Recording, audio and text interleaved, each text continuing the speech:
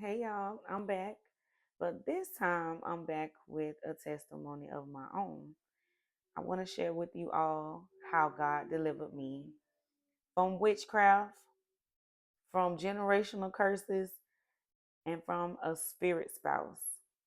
This will be like probably a 3 or 4 part um story time, but just tune in because I'm gonna try to upload them every day.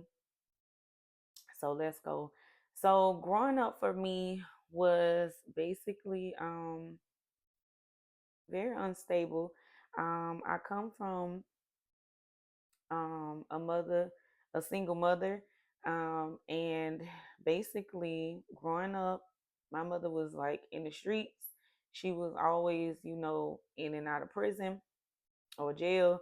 So she would always leave me with my family members, which was my grandmother, my great grandmother, or maybe I would spend the night at my family members' homes when she wanted to go hang out and, whatever. So I would stay the night at my cousin's house sometimes. And when I stayed the night at my cousin's house, my cousin is a girl and my cousin is 2 years older than me. And I was 6 years old. I stayed the night at my cousin's house. And one night, my cousin gets out of the bed. She comes over because it was two twin beds in the room. So she comes over to my bed. And I remember her eyes were just black as my hair. She had no life. I didn't know what was going on. But at that time, my cousin began to molest me. And this went on for years. My grandmother fell sick and she moved in with my great grandmother, which was her mother. And I always stayed with them again because, like my mom, I just always stayed at my grandmother's house all the time. And so, both of my grandmothers end up getting sick, and so now the house was empty. So this family, who home I used to stay at, who I was, experienced the molestation at, they came to move in my grandmother's house. And when they came to move in my grandmother's house, I used to still sleep in my grandmother's bed because my grandmother was in the hospital now. So my cousin, now her brother, he comes and he's naked from the bottom down and he's poking me. I wake up, he's laying on the floor. He crawled in my grandmother's room. He's laying on the floor and he's, exposed. And then I was so freaked out as a child. So I rolled over into the middle of the bed and I began to pray. I began to call out to the Lord. The reason I knew to do that was because my grandmother taught me how to pray and nobody knew. It was just something that me and my grandmother did, while she was sitting in her room and I come home from school and we would just, she would read the Bible with me and pray. But as I began to pray, he crawled out the room. He crawled out the room, but his eyes, when I looked down at him before he crawled out, his eyes were black as my hair, just like his sister's was. So now the Lord revealed to me what that was perversion. Perversion was in my bloodline at a very young age. Generational curse of perversion. It was in my bloodline, for God knows how long, because, you know, I remember even with my mother, she discussed some things that happened to me happened to her as I got older.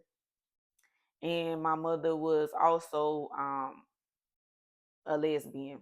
They had So it was a lot of perverted things going on in the bloodline. That spirit was, very heavy in the bloodline, and it was trying to attack me by making me, confused, because that's also the spirit of confusion, you know.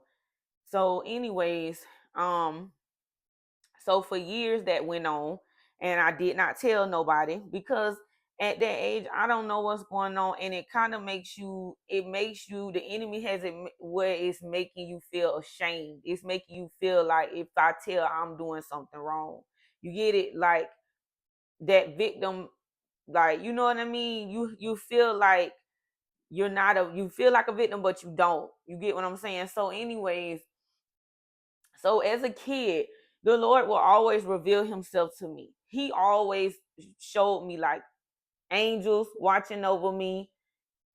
But also I was able to always been able to see demonic spirits, familiar spirits, all these things. So as I got older, you know, I would run across prophets and stuff like that that would tell me, like, God chose you to be the one to rise up and break the generational curses in your bloodline. But you know, I didn't know God like that back then.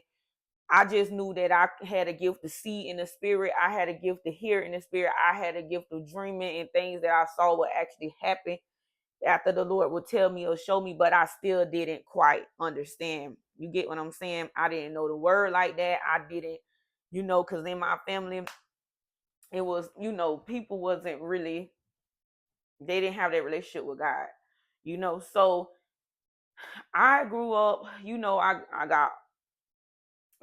end up as I got older, in my early 20s, my mom took me to a witch that she met, this Spanish lady. She took me to a witch. This witch was very much um she was very much intrigued with me. She saw the anointing on my life and she just was like, I'm gonna take you in with me. I'm gonna be your godmother. I'm gonna show you everything you need to know. She told me I was born a witch and that she would teach me everything that I needed to know. So she began to teach me spells, teach me how to read cards, teach me how to set up altars, teach me how to do all of these things, right? And so I began to get deeper and deeper into it. And one thing that the enemy used to keep me in that was the fact that I wanted to be loved so bad by a man. The fact that I wanted to have that love so bad by a man, because I never saw my mom, you know, love correctly. I never saw, you know, even my father in a you know, great marriage. I never saw that. I saw my mama always fighting and stabbing people and going to jail and doing all these things and fighting men, and they fighting her and they giving each other black eyes and all this. And I, you know, and so I've never seen that real love, and I crave that. That's something that I desire in my heart, right? And so I wanted that by any means. I wanted to, whatever I had to do, I wanted it, and the enemy knew that. And so it was like I just kept getting more deeper and deeper into witchcraft. I wanted to, you know, just do love spells and do all type of things to try to bathe in things and manifest, you know, different things to try to get a man. But I never went to God. I never went to God. So God started manifesting himself to me in dreams, showing me. I don't know if you guys watched The House of David, but or you just know the story of David and Saul. But when I was in the world doing all this, the Lord came to me in a dream. He was walking me to a king that was spinning around like a clock in a chair. And I'm looking, I'm like, who is that? And the closer I get, I just saw blackness with this man spinning around with a king's crown. And the Lord said, Saul. And he woke me up because he was trying to tell me, get out of this, stop it. Because if you don't stop this, you know what happened to Saul. But at that time, I was young, rebellious, and ignorant. Did not know the Lord the way I know him now. But I'm gonna stop right here because you know we only got 10 minutes on TikTok. But I'm gonna do a part 2, and we just don't go from there. So stay tuned. Bye.